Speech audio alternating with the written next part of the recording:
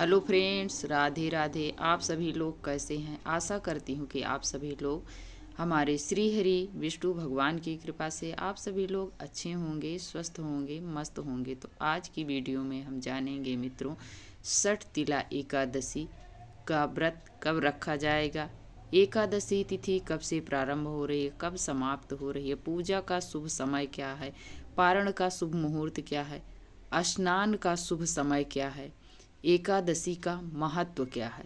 षठ तिला एकादशी सबसे विशेष, सबसे बड़ी एकादशी मानी जाती है मित्रों, इसलिए कि साल में सिर्फ एक बार आती है। ये माघ के महीने में आती है, इसलिए इस एकादशी का महत्व सबसे अधिक माना जाता है, जबकि ठंड बिल्कुल चरम सीमा पर रहती है।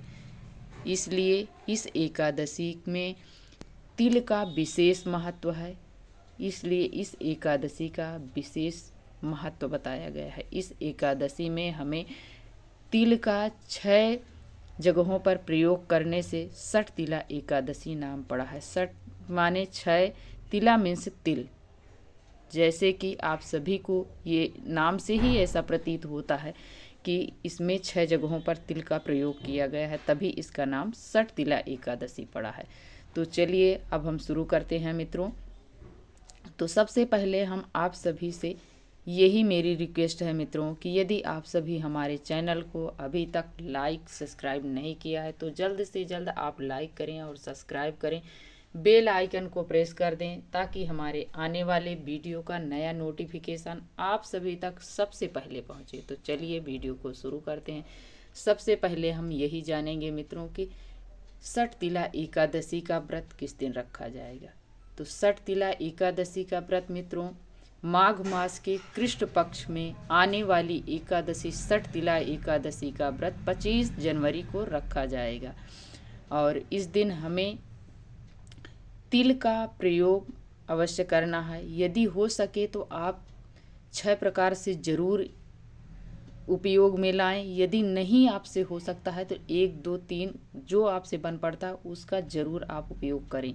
तो सबसे पहले हमें स्नान में थोड़ा बहुत तिल डालकर स्नान करना है। यदि आपके पास पिसा हुआ तिल है तो आप अपने शरीर में उबटन लगाएं तिल का।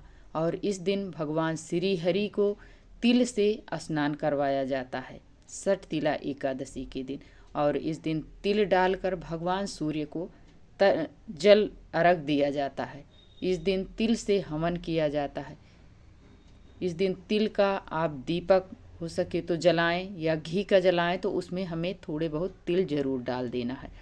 इस दिन तिल से बनी मिठाई भगवान श्री हरि को भोग लगाया जाता है। तिल का ही तिल फलाहार में आता है मित्रों। ढेर लोगों का प्रश्न है कि तिल फलाहार में नहीं आता है। तिल फलाहार में आता है मित्रों।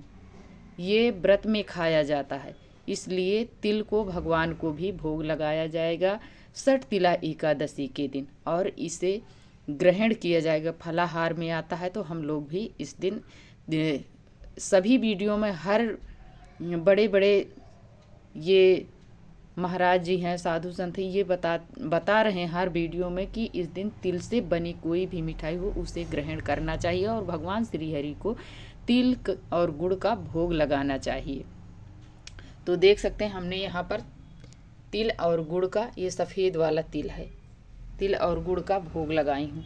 या आप तिल का लड्डू बना लीजिए, तिल की रेवड़ी ले लीजिए, तिल का गज्जक आता है वो भी आप भोग लगा सकते हैं भगवान को।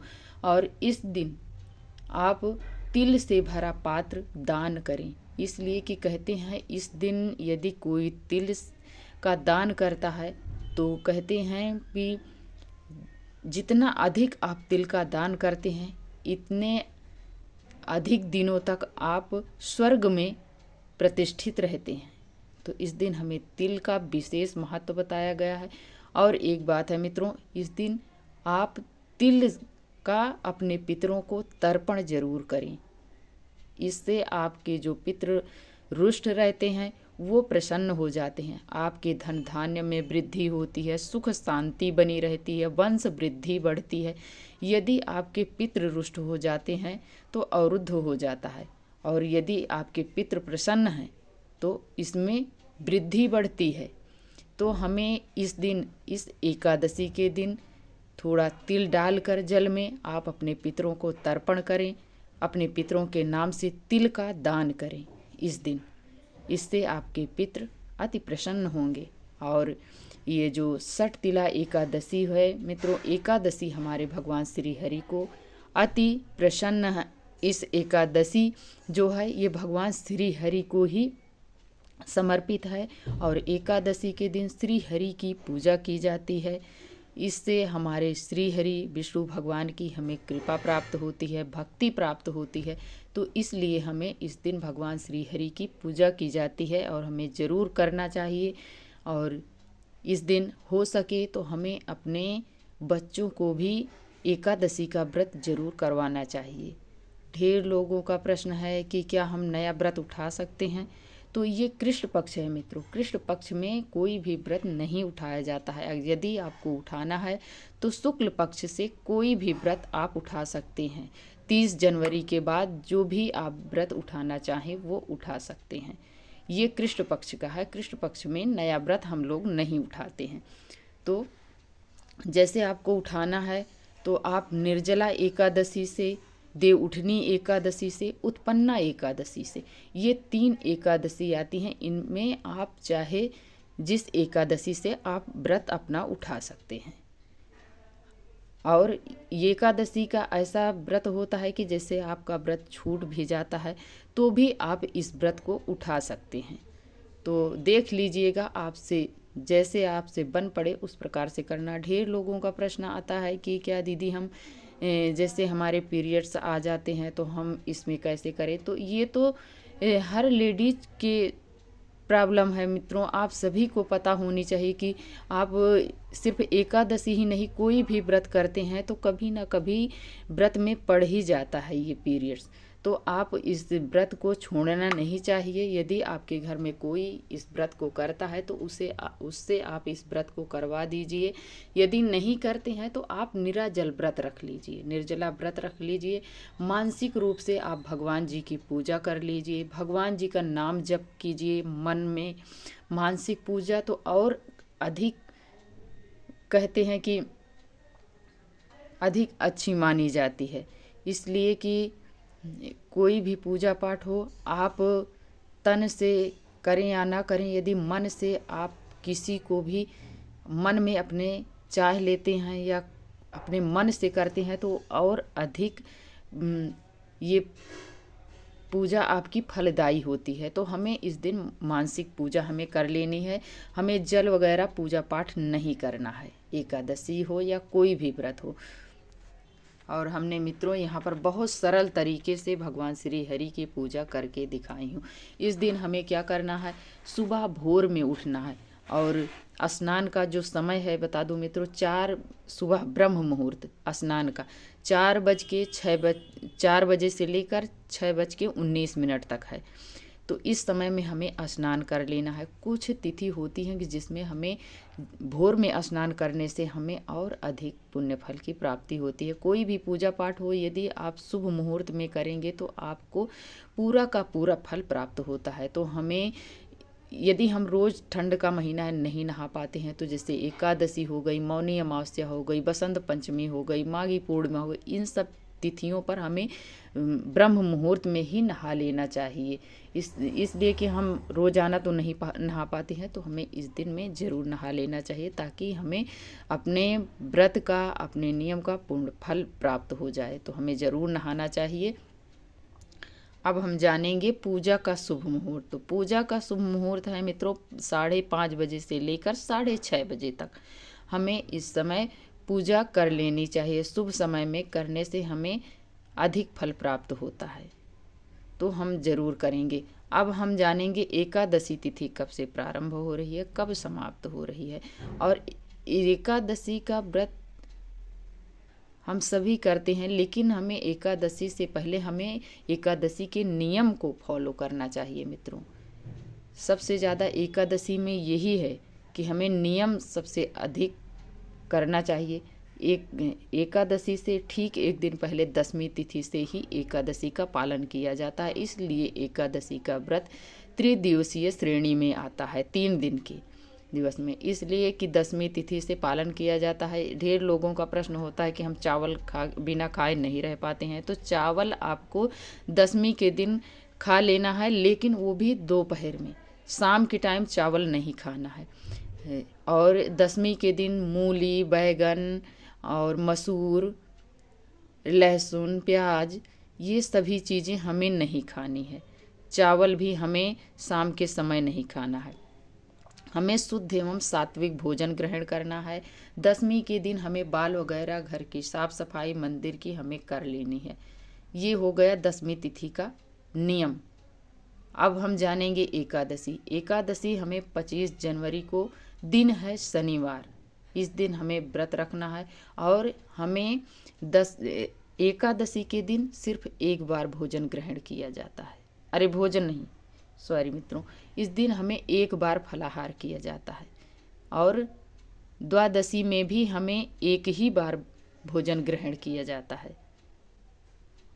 तो हम एकादशी जो है मित्रों, ये 24 तारीख दिन शुक्रवार को शाम की 7:26 से लेकर 25 तारीख को 8:31 तक एकादशी तिथि है। 8:31 पर समाप्त हो जाएगी और एकादशी प्रारंभ हो रही है वो 24 तारीख को शाम की 7:26 पर प्रारंभ हो रही है। 25 तारीख को 8:31 पर समाप्त हो जाएगी। और पारण का जो शुभ समय है मित्रों, वो 7 बजे से, पारण का समय है मित्रों 7:12 से लेकर 9:23 तक हमें पारण कर लेना है। द्वादशी में ही हमें पारण करना चाहिए। कहते हैं जब भी हम एकादशी का व्रत रखें, हमें द्वादशी में ही पारण करना चाहिए, सूर्योदय के बाद। यदि सूर्योदय नहीं मिलता है, रात्रि में ही समाप्त हो जा रही है द्वादशी, तो आपको ऐसे में सूर्योदय के बाद ही भोजन ग्रहण किया जाता है। और यदि आपको सूर्योदय के बाद तक मिल रही है तो हमें द्वादशी में ही पारण करना चाहिए। यदि द्वादशी के बाद आप त्रयोदशी में पारण करते हैं तो आपको पाप लगता है, तो हमें इसी में ग्रहण कर लेना चाहिए, द्वादशी में ही। और जब भी हम पारण करें, पारण में हमें चावल से पारण किया जाता है मित्रों, या आप भगवान जी के चरणामृत से कर सकते हैं, जिससे आप भगवान जी को स्नान करवाएं, गोपाल जी को। उसी चरणामृत से तुलसी दल मुख में डालकर आप पारण कर सकते हैं। आंवला से भी पारण करते हैं, या ये इस एकादशी में चाहे आप मुख में थोड़ा सा तिल और भगवान जी का चरणामृत डालकर ही आप पारण कर सकते हैं। लेकिन हमें पारण से पहले, यदि आपके घर में गौ माता है तो हमें गौ का अग्रासन निकाल दीजिए, या आपके घर में कन्या है तो आप सबसे पहला निवाला आप अपने कन्या को जिवाइए। जिवाने के बाद ही आप पारण कर सकते हैं। या कोई नहीं है तो आपको ब्राह्मण के लिए आप सीधा निकाल कर रख दें, मिनस कर रख दें, फिर इसके बाद आप अपना व्रत का पारण करें। तो आज की वीडियो मित्रों यहीं तक की थी। यदि आप सभी को थोड़ी भी अच्छी लगे तो आप लाइक, सब्सक्राइब करना ना भूलिएगा। प्यारा सा कमेंट लिखकर ज़रूर बताइएगा कि ये वीडियो आप सभी को कैसी लगी। और वीडियो देखने के लिए आप सभी को बहुत बहुत धन्यवाद देती हूँ मित्रों। जय श्रीमन नारायण।